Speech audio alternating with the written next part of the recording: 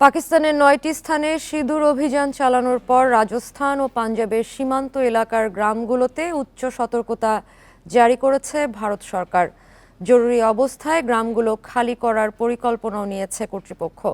এরই মধ্যে রাজ্য সরকারের সাথে কথা বলেছেন প্রধানমন্ত্রী নরেন্দ্র মোদী।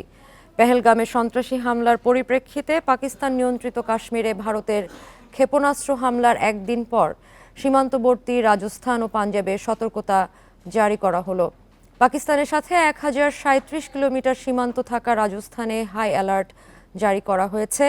সন্দেহজনক কিছু দেখলে বিএসএফকে গুলি করার নির্দেশও দেওয়া হয়েছে। এছাড়াও ক্ষেপণাস্ত্র প্রতিরক্ষা ব্যবস্থা এবং অ্যান্টি ড্রোন ব্যবস্থা সক্রিয় করেছে ভারত। প্রতিদিন মধ্যরাত থেকে ভোর পর্যন্ত জয়সলমীর ও যোধপুরে নিরাপত্তার জন্য ব্ল্যাক আউটের নির্দেশ জারি করা হয়েছে।